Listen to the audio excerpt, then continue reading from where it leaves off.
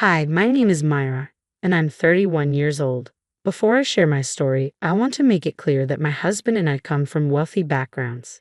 However, unlike my parents, we are thankful for our wealth and don't look down on others.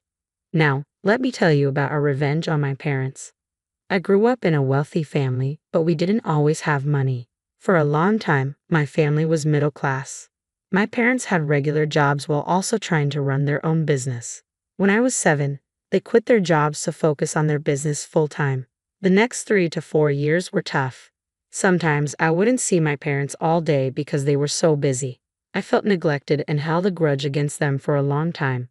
After all, you can't expect a child to take care of themselves. But when their business became successful, they made up for it, though maybe too much. Soon, we had a lot of money and my parents started attending fancy parties with high-class people. I hated these parties, but I had no choice but to go. I couldn't wait to turn 18 so I could leave. My parents quickly became the snobs they used to dislike before they got rich. When I turned 18, I got into a great university in my state and moved out.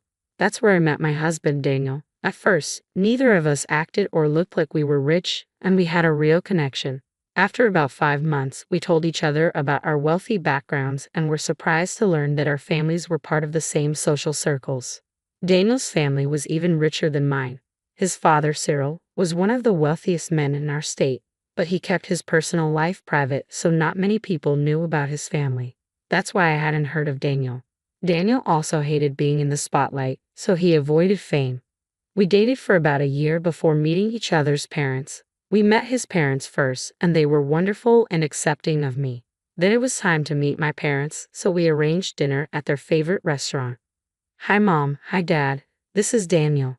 Hi Daniel, I'm Norman, and this is my wife Margaret. It's a pleasure to meet you.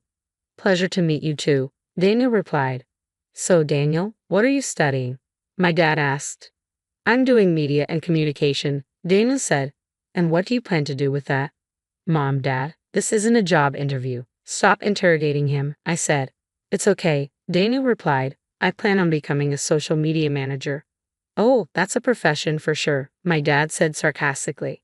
Dad, there's no need to be so judgmental. Tell me, Daniel, did you grow up with wealth? My mom asked. Mom, that's an incredibly offensive thing to ask, I said. Oh, so the answer is no. I could tell just by looking at him. I don't mean to be rude, but if you don't mind me asking, what does my wealth have to do with my relationship with Myra? Why, it's everything. We worked really hard to give her a life filled with luxuries. We don't want her to live like a peasant after she gets married. That's enough. I don't care about any of that. I love Daniel, and that's all that matters. You're just young and naive. This relationship will end once you realize this man can't afford your lifestyle. Are you serious? No offense, Daniel, but my daughter deserves better than you. I don't know how you expect me not to take offense to that. Myra, there's a handsome, successful man we met at a party. He's older but very successful. Do you want us to set you up with him? Wow. How dare you insult my boyfriend and try to set me up with someone else while he's right here? You need to realize that your relationships affect our reputation. You need to choose men who will benefit you and our social status. Daniel won't do anything for you. I've had enough. You judge Daniel without even knowing him. We know his type enough. He is not a type. He is a person with his own personality and feelings. The fact that you can't see that because of your obsession with social status is disgusting. Don't bother talking to me unless you want to apologize. Myra, sit back down right this minute. You're causing a scene. See what Daniel is doing to you. You've never behaved like this before. This isn't Daniel's doing. I've just reached my limit with you. I grabbed Daniel's hand and stormed out of the restaurant. I couldn't believe how quickly they judged him. They didn't even try to know him and immediately dismissed him as inferior. I apologized to Daniel repeatedly, but he told me there was no need. He admitted he didn't look rich but didn't expect my parents to act that way. I agreed. After that, I only spoke to my parents when absolutely necessary until I graduated. Daniel and I stayed strong and moved in together after graduation. We focused on our careers before taking any other steps in our relationship. Daniel worked in various places before joining his dad's company, avoiding the spotlight for as long as he wanted. Eventually, my parents apologized for being rude to Daniel. We accepted their apology but kept low contact because I knew they didn't genuinely accept him. They only apologized to keep up social appearances. Occasionally, they'd invite us to their parties, and we'd attend out of courtesy. Every time, my mom would look at Daniel in disgust, even though he wore expensive, branded clothes without flashy logos. 3 years after graduating, Daniel proposed, and I was overjoyed. We shared the news with his family together, but I decided to tell my parents alone. I knew they would say something mean, and I didn't want Daniel to hear it. So, I went to their place for dinner. I have something to tell you both, I started. Oh, please tell me you broke up with that pathetic boyfriend of yours. Actually, we're engaged. I'm going to marry him next spring. What? No, you're not. I wasn't asking for your permission. You should have. You know how we feel about him. You don't like him because you think he doesn't have money. That's not a valid reason. If you marry him, you have to come to all our events with him. Do you know how embarrassing that is? Do you care that much about your reputation? Does my happiness not matter at all?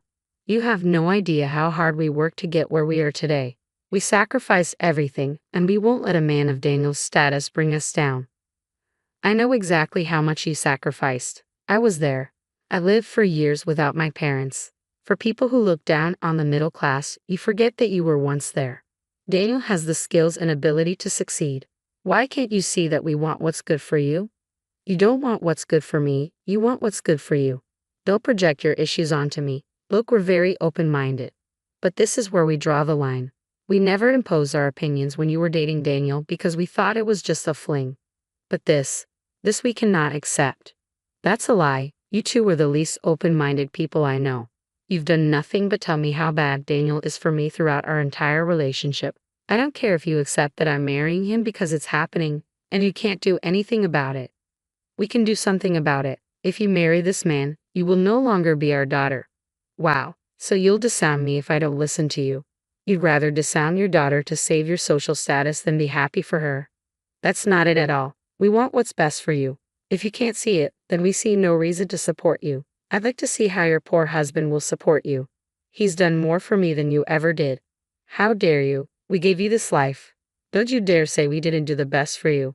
While I am grateful for everything you did, neither of you ever cared about my happiness.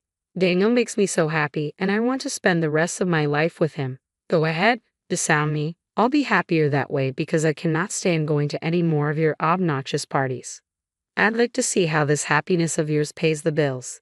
And don't you dare come to us when you need help with money, because we will not help. I'd rather be drowning in poverty than come to you for help. I left my parents' place immediately, feeling incredibly hurt. I wasn't naive enough to think they would readily accept him, but I had hoped they might have changed in the past 3 years and would see how happy Daniel made me. I drove away and parked a few blocks away before finally letting myself cry. I loved to put on a tough act, but they were still my parents. Sure, they were snobby and mean, but I still loved them, and it hurt to see that their love for me was so conditional. That's the one thing parents aren't supposed to have, conditional love. Eventually, I made my way back home, and Daniel comforted me. He was incredibly mad at my parents and asked if I wanted him to do something about it. I didn't want him to act against them because I saw no reason to become like them to prove a point. I decided then and there that the best way to get back at my parents was to live happily. That was what they didn't think I was capable of, so I would prove them wrong. Daniel and I spent the next few months enjoying life and planning our wedding. On the day of the wedding, I was the happiest girl alive. Daniel asked his dad, Cyril, to keep our marriage a private affair because he didn't like the limelight, and neither did I. Cyril was happy to do that and spoiled us with some of the most expensive gifts. After we got married, Daniel took up a permanent role at his father's company and became the head of the social media marketing team. Not to brag, but Daniel brought in a lot of money, especially by drawing more attention to the company. I was also advancing in my career and doing great. I didn't speak to my parents at all, not just because I didn't want to, but because they never reached out to apologize. Over the next 5 years, Daniel and I had a great time. We were doing amazing in our careers, and our social lives were thriving. Daniel slowly warmed up to the idea of being in the limelight, and we began attending more high society parties. We would run into a few of my parents' friends at these parties. When they asked about my parents, Daniel would subtly imply that they weren't the kindest of people. We thought this was just a petty move with no real impact, but it turns out it did have an effect. My parents started being shunned by their social circles. We realized it was working when we ran into them at Daniel's sister's engagement party. She wanted a big, extravagant celebration for the elite of society, and it was very exclusive. Daniel and I were obviously invited. When we saw my parents, they were shocked. Myra, Daniel, what on earth are you two doing here? My mother asked. Well, we got an invite and thought it would be rude not to show up, I replied. How did you get an invite to this party? This is an engagement party for business tycoon and millionaire Cyril Reed. Are you sure you're at the right place? We're sure we're at the right place. Now, if you'll excuse us, we have places to be and people to socialize with. Hold on, how did you both get invited here? This is a party only for the elites of our city, and last time I checked, you barely even came close to middle class, my father added. Do you really have no shame putting your daughter down like that? Daniel interjected. What daughter? This could have been you, Myra, but you gave it all up for this creature, my mother snapped. Wait, that's it. Myra must have got an invite in our name, and then Daniel made her not tell us and instead took him along. That would explain why he had to go around practically begging to get in here. Do you really think I'd want to attend any party if I got the invite for you? I would have passed the invite on, but I'd never attend because the people there would all be rich snobs just like you. I shot back. Okay, that's enough. You will tell us how you got these invites, or we will call security. The chances that the two of you crashed this event are too high. I mean, what more do you expect from the lower classes? My father threatened. At that moment, Cyril Reed himself walked up. Hi there, what is this I'm hearing? Is my son causing any trouble? Son, my parents' faces went pale. Yes, this is my boy Daniel. Oh, these two were just accusing my wife and me of crashing this event because they assumed we were lower class, Daniel said with a grin. Oh no, that's not what we meant, but I do want to know how Daniel is your son. You don't have the same last name, my father stammered. My wife wanted him to have her last name, feminism and all that. Anyway, he's my pride and joy, and I would ruin anyone who hurts him. So, do we have a problem here? Cyril's voice was firm.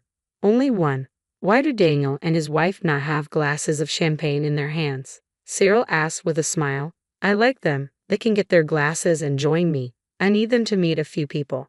Excusing ourselves, Daniel and I walked away, laughing at the look of absolute shock and horror on my parents' faces. Cyril knew of my parents' views about his son but had never said a word out of respect for me. He only stepped in to assert dominance when necessary.